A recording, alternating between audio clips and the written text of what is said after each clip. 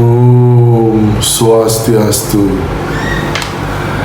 Baiklah rekan-rekan umat sedharma di seluruh Nusantara, kembali lagi dengan channel Mangku Surya, dan pada kesempatan kali ini saya akan membahas ajaran Kapemangkuan. Jadi sebelum saya membahas lebih lanjut, ada baiknya rekan-rekan melakukan subscribe, like, kemudian share di seluruh sosial media. Dan jika ada pertanyaan-pertanyaan, saran-saran, kritikan, ataupun video lainnya yang perlu saya buatkan, boleh dicantumkan atau dituliskan dalam komentar rekan-rekan semuanya. Baik, untuk video kali ini yang akan membahas tentang ajaran Kapemangkuan, yaitu apa itu ajaran Kapemangkuan. Kapemangkuan adalah aturan-aturan atau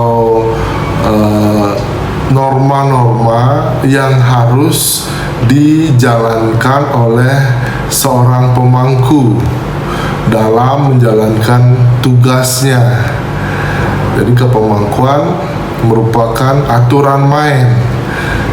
Kapemangkuan merupakan sebuah tata titi. Kapemangkuan merupakan sebuah norma-norma yang mengikat pemangku tersebut. Jadi apa isi daripada Kapemangkuan, mungkin dalam beberapa video ini saya akan bahas seluruhnya tentang Kapemangkuan itu. Jadi pada khusus video kali ini saya akan membahas tentang pengertian daripada pemangku. Kita sudah ketahui di banyak video yang menyebutkan pemangku adalah ini, pemangku adalah ini. Dan saya kembali tegaskan dalam video ini, saya lebih spesifik mengutip isi lontar Sukertaning Pemangku, di mana menyebutkan bahwa pemangku itu adalah Irareangon. Tentunya istilah Irareangon atau Rareangon ini tidak asing di telinga kita semua, bahwa Rareangon adalah seorang penggembala. Jadi istilah gembala ini juga tidak asing lagi. Kita dengarkan dari rekan-rekan kita dengan keyakinan yang lain, dari agama yang lain. Jadi istilah gembala ini juga di dalam tatanan Kapemangkuan juga ada, disebut sebagai Irareangon. Yang kita titik beratkan sebagai Kapemangkuan, sebenarnya apa tugas daripada Rareangon ini? Apa tugas daripada gembala ini? Apakah dia cukup memandikan sapi atau melepas sapi saja? Apakah ada tugas lainnya? Yang pastinya bagaimana caranya agar sapi ini dapat hidup, baik itu makan, baik itu bertumbuh dia dari kecil hingga nanti berketurunan, mempunyai anak dia sapi, kemudian atau mungkin nanti bisa dijual dan lain sebagainya. Nah, yang bisa mendatangkan sebuah income atau penghasilan, yaitu tugas daripada pemangku itu membuat atau menggembala sapi ini. Jadi ketika gembala ini akan mengantarkan sapi kepada tempat makanannya, pasti pertama diarahkan ke jalan yang benar. Jadi jangan sampai sapi itu adalah masuk ke kebun orang atau ke salah tempat yang bukan terdapat makanannya. Ya, pemangku juga seperti ini. bagaimana caranya mengarahkan masyarakat agar dia bertumbuh, agar dia sejahtera, agar dia berpenghasilan, agar dia memiliki keturunan dan lain sebagainya dan berkembang. Ini tugas pemangku yang mungkin dilupakan oleh sebagian besar rekan-rekan kita yang menjadi pemangku. Nah, harap ini diingat kembali bahwa pemangku adalah Raryangon. Bagaimana caranya mengarahkan masyarakat menjalankan kehidupan yang benar, agar kalau sapi dia bisa makan atau melihat makanannya, masyarakat juga begitu, agar masyarakat juga melihat kehidupannya. Jadi hidupan yang sejahtera, rumah yang nyaman, situasi yang nyaman, keadaan yang nyaman. Jadi masyarakat itu menjadi nyaman menjalankan kehidupan, tidak ada beban sama sekali. Ya, inilah tugas pemangku.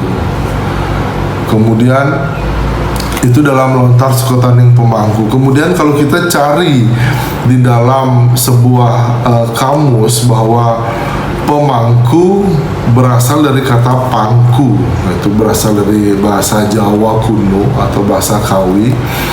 Pangku itu ya seperti yang kita ketahui, pangku atau memangku, memikul, menyangga dengan tangan dan lain sebagainya, itu memangku.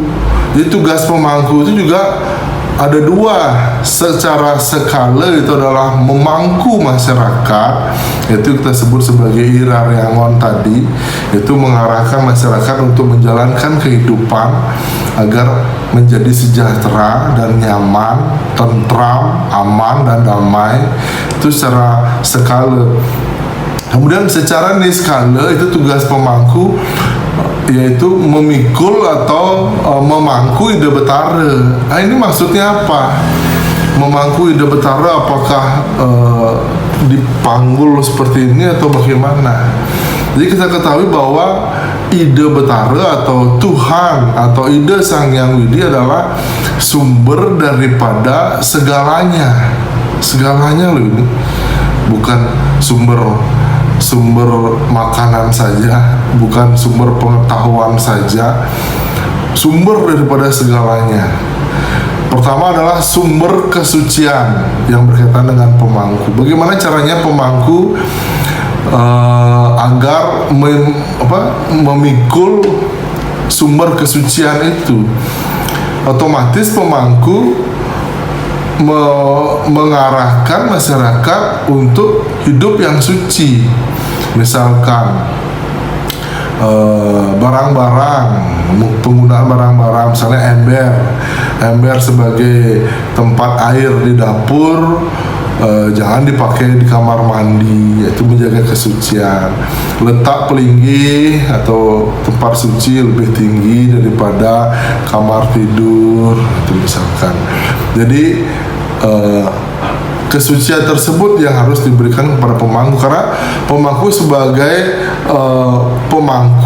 memikul kesucian, memikul yang maha suci. Jadi aliran kesucian dari atas itu akan turun kepada pemangku dan pemangku akan memancarkannya kepada masyarakat. Begitu maksudnya, bagaikan selang. Nah, ini bagaikan selang. Jadi pusat air towernya di atas, tower penampung air di atas, pemangkunya adalah selangnya. Selangnya yaitu akan dihubungkan kepada ember-ember atau masyarakat. Ya itu, jadi karena sumber kesucian ini adalah sumber kesucian, makanya selangnya juga harus suci juga. Dan kesucian itu juga harus akan sampai kepada masyarakat. Karena inti daripada agama kita adalah agama kesucian. Kemudian yang kedua, bagaimana caranya mengajarkan masyarakat tatanan beragama. Jadi bersikap yang baik, trikaya parisuda. Jadi berpikir yang baik, berkata yang baik, berbuat yang baik. Nah, itu juga harus pemangku ajarkan kepada masyarakat, karena beliau adalah sumbernya, kita adalah selangnya, pemangku adalah selangnya. bagaimana caranya agar kesucian itu atau ajaran agama itu nyampai kepada masyarakat. Jadi maksud daripada mangku atau memikul itu seperti itu maksudnya, bukan arce itu kita pikul kemana-mana, itu bukan. Jadi maksudnya adalah pemangku sebagai jembatan untuk anugerah daripada Ida Betara itu agar nyampai ke masyarakat. Nah, ini yang menjadi titik berat saya di dalam video ini. Mungkin kalau bisa dikatakan berbeda dengan video-video yang lainnya, karena hal ini banyak sekali dilupakan oleh rekan-rekan kita yang menjadi pemangku. Jadi hanya beratribut putih saja, memakai udang putih, baju putih, kemudian sudah ngeleneng dan lain sebagainya, tapi ini dilupakan, termasuk mengantarkan masyarakat kepada hidup yang sejahtera. Jadi pemangku itu bukan hanya mewinten saja, setelah mewinten jadi pemangku itu selesai, itu bukan seperti itu.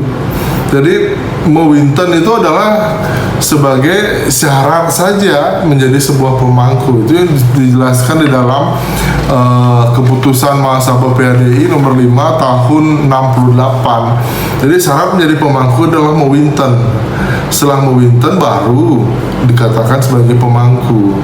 Nah, setelah menjadi pemangku ini, ya harus melaksanakan dua itu untuk menjalankan kepemangkuan, secara skala dan niskala. Secara skala itu mengantarkan masyarakat menuju jalan yang baik atau kesejahteraan atau kesucian, kedamaian, ketentraman.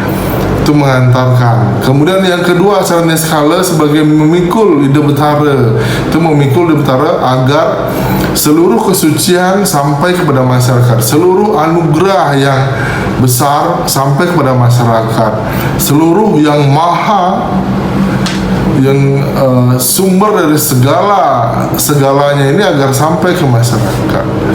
Jadi tugas pemangku seperti itu. Nah, ini yang saya tekankan di dalam video ini, bahwa dasar daripada kepemangkuan adalah dua tadi, yaitu sebagai ngemong masyarakat dan ngemong Ida Betara. Baik, demikian sedikit perkenalan tentang pemangku, tentang pemahaman, pengertian tentang pemangku, dan semoga dapat diterima oleh rekan-rekan sekalian. Jika ada kesalahan dalam menyampaikan beberapa kalimat atau sumber-sumber sastra, saya mohon maaf. Sekali lagi saya harapkan rekan-rekan semua melakukan like, subscribe, dan komen, share ke seluruh sosial media yang ada, agar ajaran ini, kalau memang hal ini adalah baik, dan semua dapat mendengarkannya atau melihat video ini. Baik, demikian yang saya sampaikan. Untuk mengakhiri, saya aturkan parama santi. Om Santi, Santi, Santi. Om Matur Suksma.